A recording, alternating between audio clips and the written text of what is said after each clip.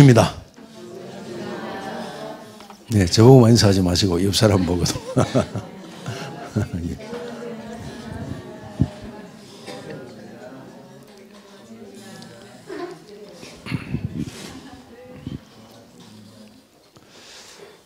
예수님께서 나사로의 집을 찾으셨을 때 나사로는 죽어 있었죠. 그때 예수께서 이런 말씀을 하셨습니다. 나는 부활이요 생명이니 나를 믿는 자는 죽어도 살겠고 살아서 나를 믿는 자는 영원히 죽지 아니하리라. 마리아가 그 말을 받아서 뭐라고 그랬습니까? 마지막 날 부활 때는 다시 살 줄을 믿습니다. 그렇게 얘기했어요. 그때 예수님과 예수님의 제자들에게는 부활에 대한 가르침과 배움이 있었다는 사실입니다. 예수께서 나를 믿는다는 죽어도 살겠고 살아서 나를 믿는 자는 영원히 죽지 아니하리라. 그렇게 하셨을 때 마리아가 선뜻 대답한 것이 마지막 날 부활 때는 다시 살 줄을 내가 아나이다. 그렇게 대답했거든요. 마지막 날에 부활이란 것이 있다. 그래서 사도 바울께서도 죽은 자가 다시 사는 부활이 없으면 우리의 믿는 것이 헛것이다. 그런 말씀을 하셨어요. 부활은 굉장히 중요한 것입니다. 또 예수께서도 하신 말씀 가운데 부활이 두 가지 있다고 말씀하셨죠. 하나는 생명의 부활, 하나는 심판의 부활. 생명을 영원히 얻는 부활이 있는가 하면 심판의 부활도 있다. 이 세상에 태어난 사람은 누구를 막론하고 아담과 하와에 태어난 사람은 누구를 막론하고 다 한 번은 죽는다.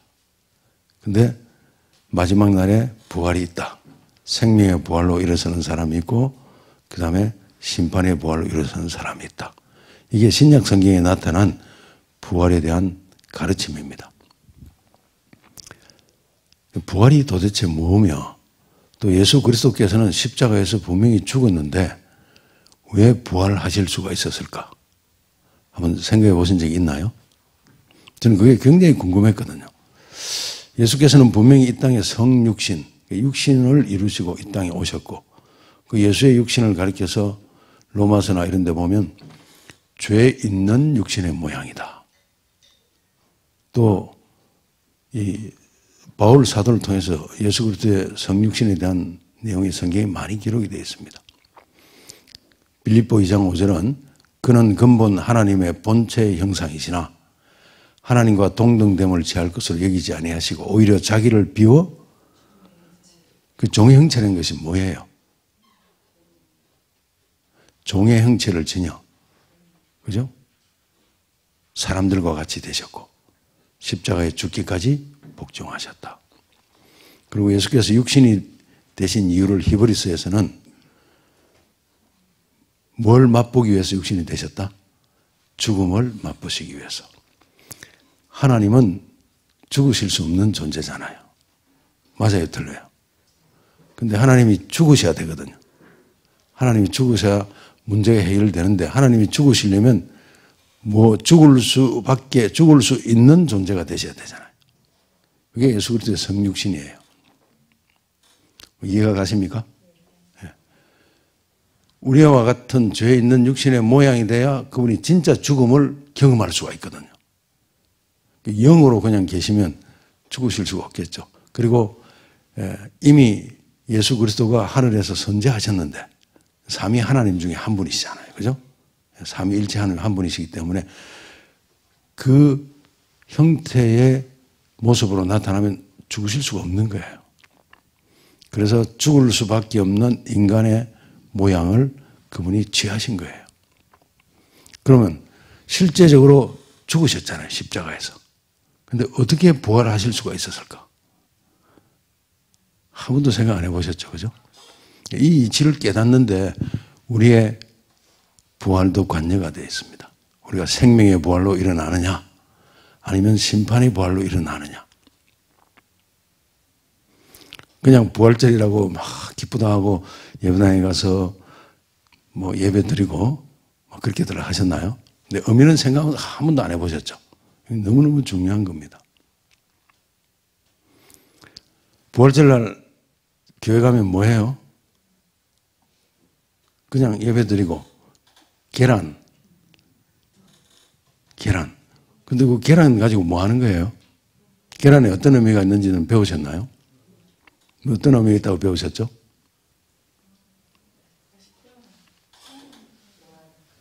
근데 성경에 부활절날 계란 가지고 뭐 하라는 게 있어요?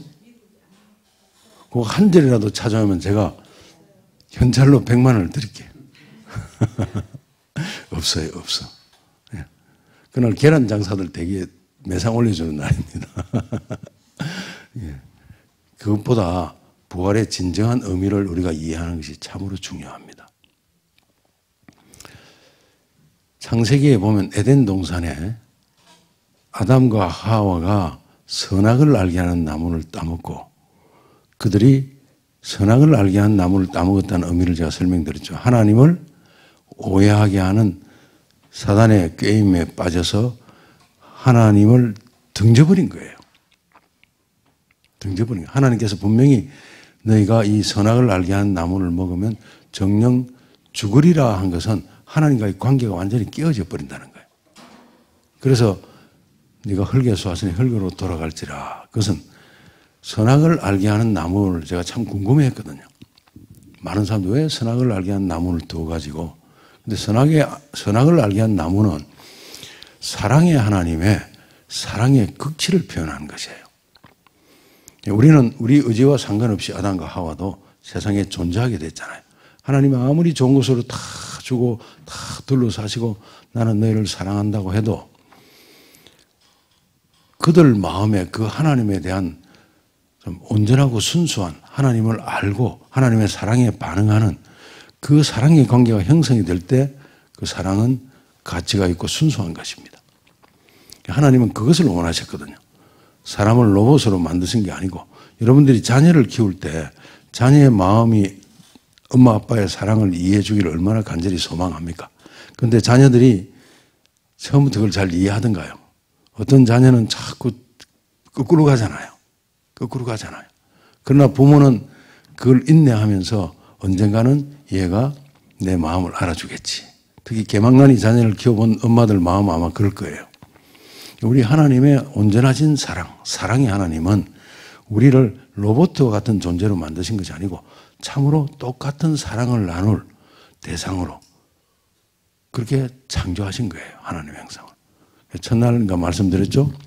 예수님이 십자가에서 우리에게 깨닫게 하시기 위한 당신의 십자가의 죽음은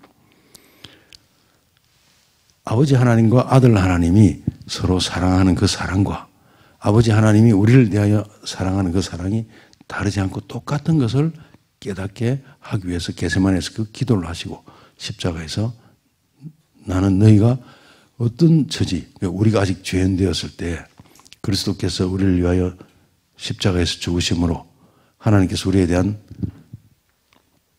자신의 사랑을 확정하셨다. 그것을 우리로 하여금 이해시키려는 거예요. 그래서 완전한 사랑에 하나 되는. 그래서 신약 성경은 우리가 나중에 그리스도 안에서 어디에 같이 앉는다고 되어 있어요? 하나님 보좌에 함께 앉는다. 그는 하나 된 사랑의 모습을 얘기하는 거거든요.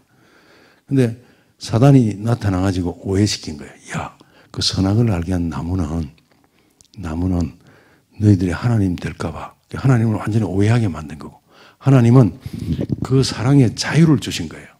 선악을 알게 한 나무를 따먹으면 하나님과 관계가 깨뜨려지는데 나는 당신이 싫어요 할 수 있는 자유를 주신 거예요. 그 자유가 보장된 상태에서 맺어진 사랑이 진짜 사랑이거든요.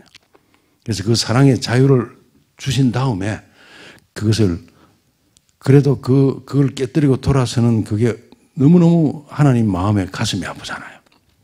그래서 안 먹었으면 좋겠다. 그렇게 하나님께서 얘기해 주신 거예요. 그걸 먹고 그 사랑의 관계가 깨뜨려졌을 때 나타나신 하나님이 막 애절한 그 찢어지는 사랑의 가슴을 가지고 울부짖으시면서 아담을 부르시면서 나타나셨던 거예요. 그 사랑을 느낀 아담이 대답을 했고. 자, 시간이 짧기 때문에 신약에 나타난 부활의 의미를 제가 몇 가지 설명을 해드릴게요. 예수께서 사람들에게 부활이 어떤 것인가를 알려주시기 위해서 이 땅에 계실 동안에 죽었던 사람을 살리신 일이 있죠. 예수께서 나인이라는 성을 가셨어요.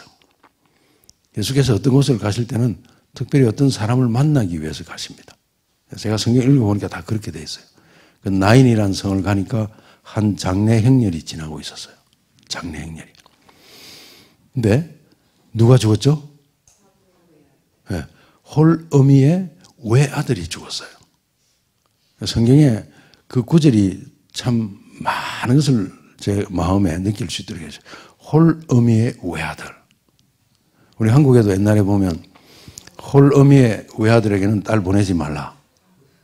신혼여행 갔다 오니까 신혼부부 방에 이불 들고 들어온다고 그러잖아요. 들어보셨죠? 그죠?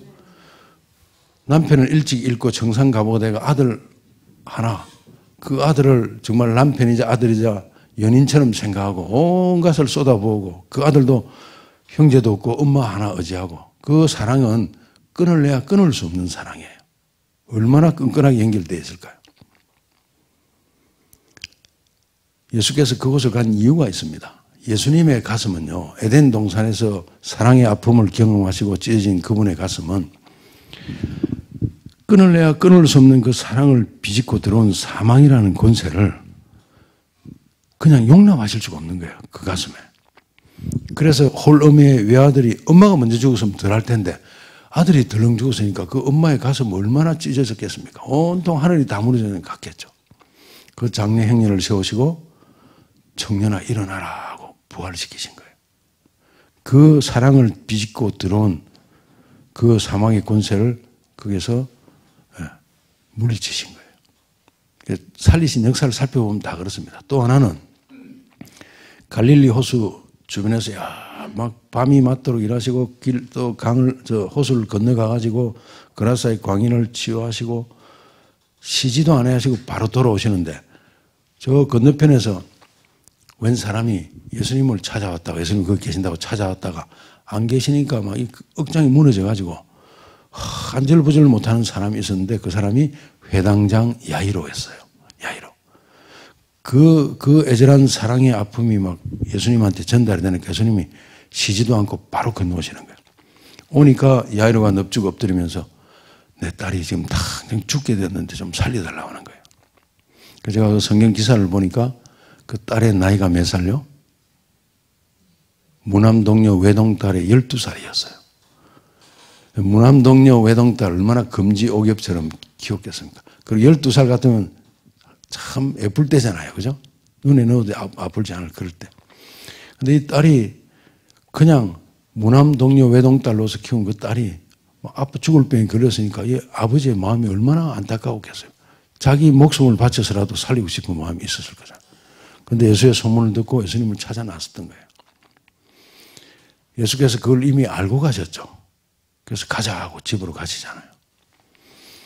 가는데 누가 옵니까? 종이 와가지고 선생을 괴롭게 하지 마세요. 이미 당신 딸은 죽었습니다. 예수께서 예수님 가슴이 그 야이로가 경험한 그 경험, 에덴 동산에서 경험했던 그 찢어지는 애절한 사랑의 아픔. 예수께서 가자고 그러시잖아요. 가가지고는 그 소녀의 방에 들어갑니다. 소녀가 잔다 하니까 사람들이 비웃잖아요. 들어가가지고는 우리가 이 노래 부르는 거 나오죠. 달리다고. 달리다고 소녀야 일어나라 외치잖아요. 똑같은 내용이에요. 끊을래야 끊을 수 없는 그 사랑을 비집고 들어온 사망의 권세를 하나님은 용납하실 수가 없는 거예요. 그 다음에 결정적인 것은 아까 누가 얘기했죠? 나사로. 나사로는 예수님과 아주 친한 가정이었죠. 예루살렘에 예수께서 가시면 항상 잠은 거기서 한 10km쯤 떨어져 있는 베다니에 내려오셔서 주무셨어요. 누가 있었어요? 나사로와 마르다와 마리아가 있는. 거기 가면 항상 단란한 오붓한 사랑의 모임이 이루어졌죠. 그죠? 예수께서 다른 지역에 가 계실 때 나사로가 아파가지고 전가를 보냈죠. 전가를 갔는데 성경 내용을 보면 전가를 가져간 사람이 예수께 뭐라고 이야기합니까? 주여, 주께서 뭐하는 자가 병들었나이다? 네, 주께서 사랑하는 자가 병들었나이다. 이거는 예수님과 직접적인 사랑의 관계에 있는 사람이에요. 주께서 사랑하신 자가 병들었나이다. 그런데 예수님께서 당장에 안 가시죠. 들으시고는 거기서 또 복음 전하는 일을 계속 하시는 거예요. 나사로 살리신 일은 순환중간에 일어난 일이에요. 그리고는 나흘이나 지나가지고 내 친구 나사로가 잠들었도다. 깨우러 가자 그럽니다. 참 의미심장한 말씀을 하시죠. 그때 이미 나사로는 죽어 있었잖아요. 죽었잖아요. 근데 내 친구 나사로가 잠들었도다. 깨우러 가자. 이제 가시잖아요. 가니까 막 이제 곡하는 사람도 있고 막 장례식이 이제 일어나는 거예요. 마르다가 먼저 나와서 맞이하고 그다음에 마리아가 나와서 그때 나는 부활이요 생명이니 나를 믿는 자는 죽어도 살겠고 살아서 나를 믿는 자는 영원히 죽지 아니하리라. 이 마리아가 마지막 날 부활 때는 다시 살 줄을 내가 아나이다. 지극히 교리적으로 대답한 거예요. 그렇게 배웠기 때문에. 근데 자기 앞에 서 있는 이가 누군지는 생각을 안 한 거예요. 예수께서 통분히 여기셨다고 그랬죠.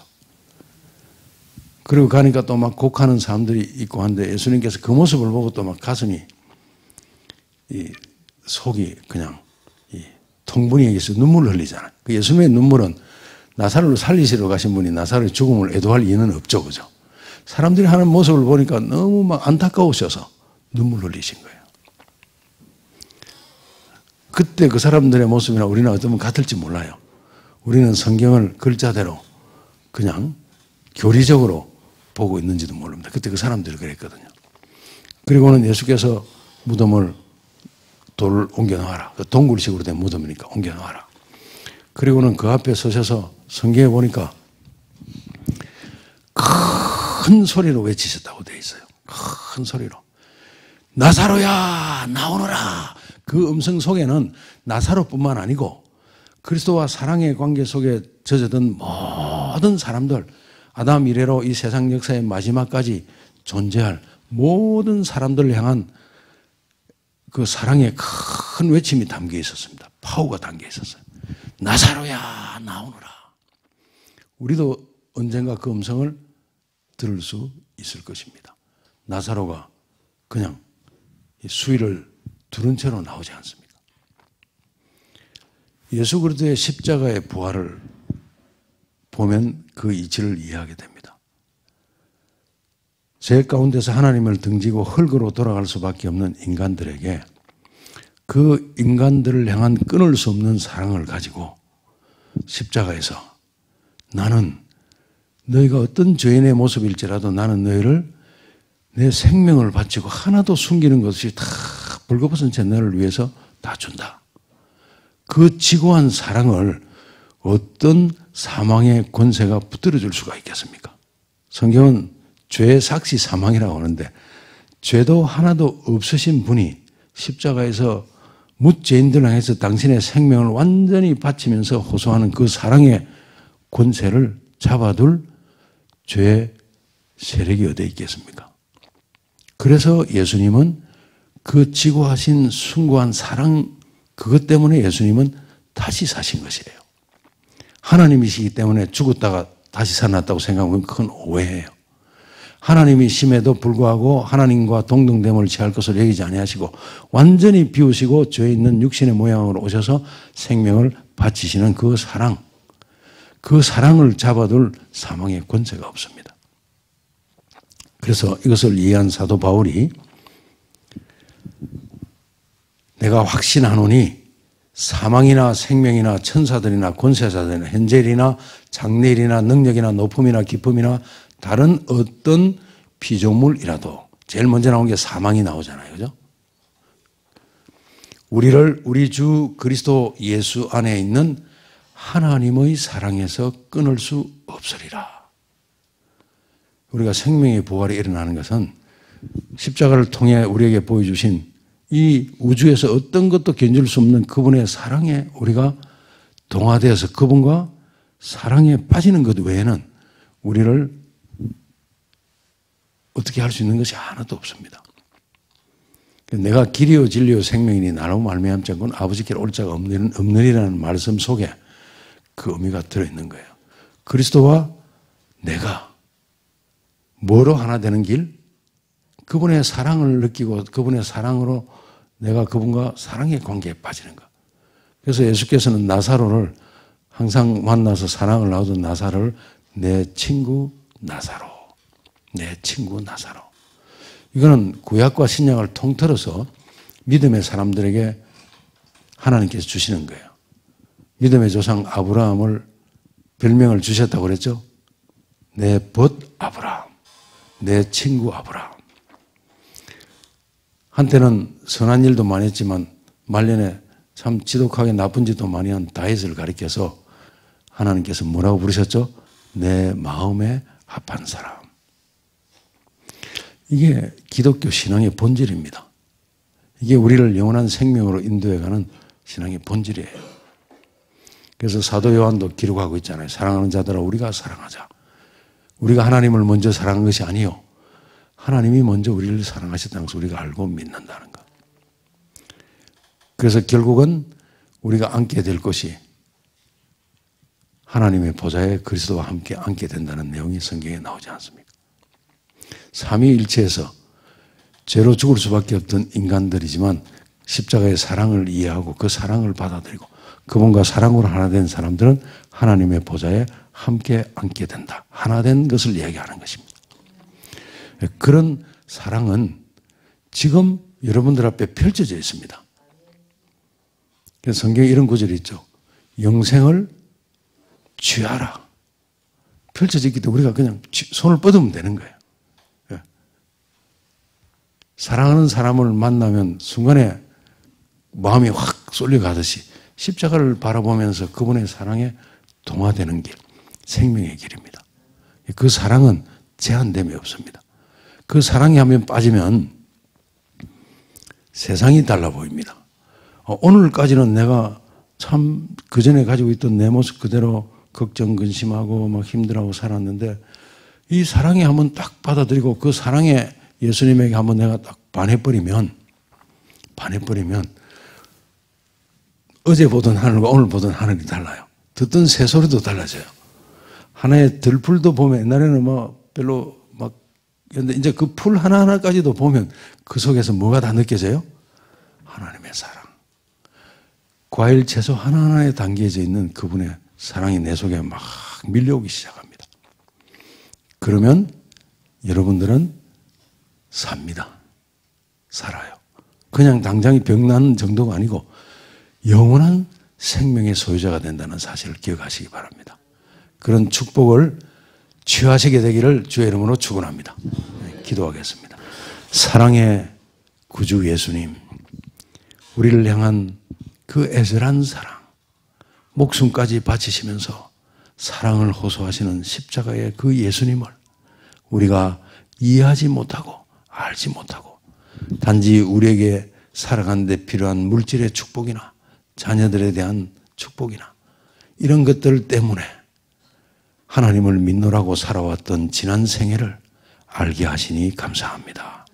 이제는 참으로 가슴으로 다가오는 하나님의 사랑을 더 깊이 느낄 수 있도록 성령께서 세미한 사랑의 음성으로 우리에게 하나님의 사랑을 들려주시고 그 사랑으로 인하여 세상이 달라지고 하나님과 연애하는 참으로 이전에 경험해보지 못했던 뜨거운 사랑의 경험하게 하여 주셔서 우리의 삶이 하나님의 사랑으로 꽃피고 열매 맺는 참으로 보람된 삶이 되게 하여 주시옵소서.